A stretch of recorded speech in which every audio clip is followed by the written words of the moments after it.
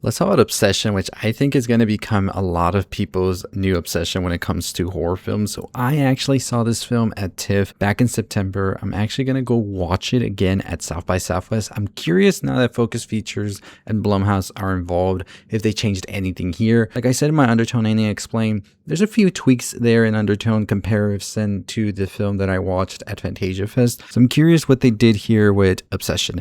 But there is a new trailer, and I'm going to say it to you, if you already watched that trailer, okay, but if you haven't watched that trailer, don't watch it. I think there's a lot in there that really gives away a lot of those moments that are going to have you like, oh my goodness, when you see that in the theater. Not a lot, no. If you've already watched it, don't feel like, oh my God, I ruined it for you. No, there's still some things in there that they didn't show that are going to have the whole theater hooting and hollering. Like I'm telling you, this is an insane film. This is a horror / comedy. It's equal parts of both, I feel. Also, this is more of a horror that's gonna like get under your skin and then just scare you from the get-go, right? It's a film that's filled with so much dread, cringiness in a good way, and just a lot of like, oh my goodness, I can't believe we're doing this. And I really love that from this film.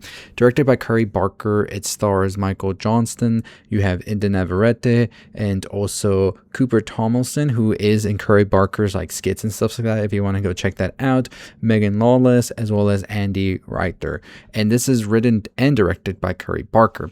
So this film is, after breaking the mysterious One Wish Willow to win his crush's heart, a hopeless romantic finds himself getting exactly what he asked for, but soon discovers that some desires come at a dark and sinister price, and they do. So we just watched the trailer. Let's quickly go over what we see in this trailer. This trailer basically shows you Bear, who is played by Michael Johnston, and he has this massive crush on Nikki, played by Inde Navarrete, and she doesn't reciprocate really, and she's just not really feeling him, and he just wants her at all costs, and he's gonna do whatever it takes to do that, even if that means making her fall in love with him against her own will by using the One Wish Willow, this like special little trinket he finds at a shop, and he's like, is this real, is this not? And it's worth a shot trying, right? Which he does, and she becomes obsessed with him and ultimately leads down this path of a very, very dark and very rocky and sinister, and I can't even describe it to you. You're just going to have to see it to believe it. This is a movie that I think a lot of people are going to be so surprised with.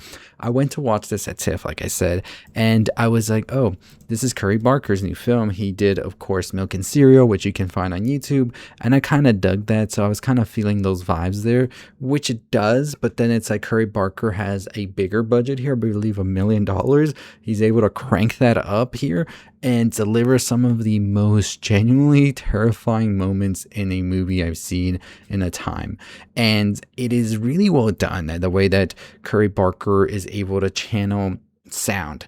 Sound is a big thing in this film, just like the undertone, not all the way there like the undertone, but sound. I really love that a lot of the new up and coming horror people are really dedicating to making sure that it's not just a horror visuals, but the horror like soundscape is there as well, and creating this mood that really brings you into the film, and it doesn't let you go, and you're just there sitting like, please, I am terrified right now.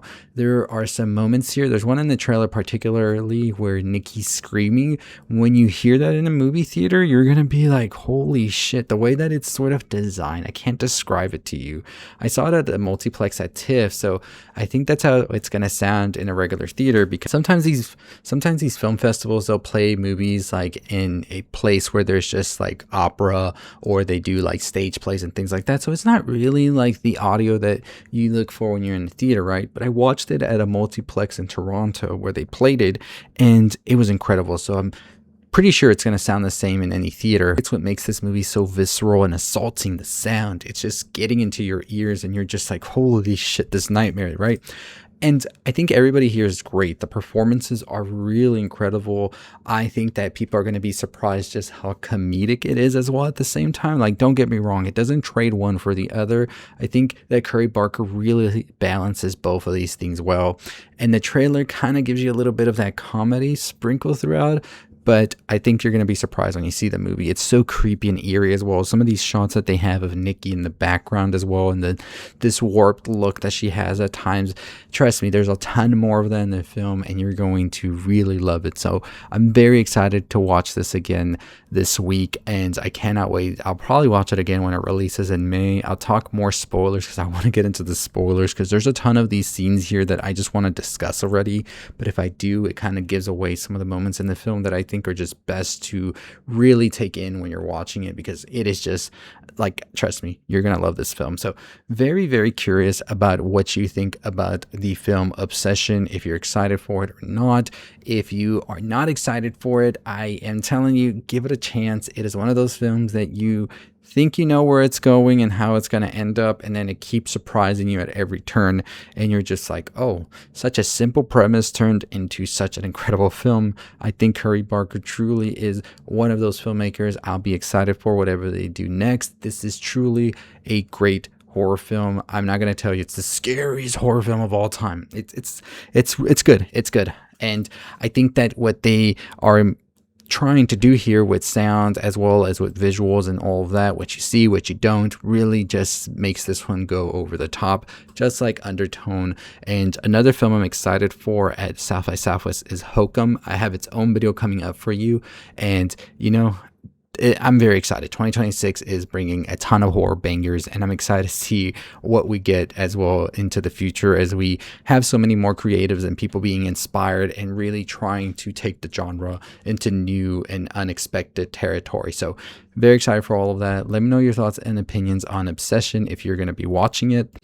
I do have a review already for it, so if you want to check out my review from TIFF, go check that out. I will do a reaction after watching it at South by Southwest to see how I still feel about it. I wonder how the audience will react to it at South by Southwest in comparison to TIFF, because these film festivals are very different with the audiences at the same time. I think South by Southwest is probably the loudest, most active audience at any film festival that I've attended. So I think that this one's going to create a lot of excitement and roar when it is premiering at South by Southwest. I'm kind of excited about that at the same time. I know it premiered at Fantastic Fest, but I didn't watch it then because I had just watched it a week prior at TIFF, so I wanted to give it some time to breathe in my head, and now I'm going to watch it again at South by. So excited about that. I cannot wait. Let me know your thoughts and opinions on the trailer, and if you're going to be watching this one. I think the trailer is good, but if you haven't watched the trailers or anything like that, do not. I think it's best just to go into this not knowing anything except the log line and maybe a little bit about the characters, but that's about it.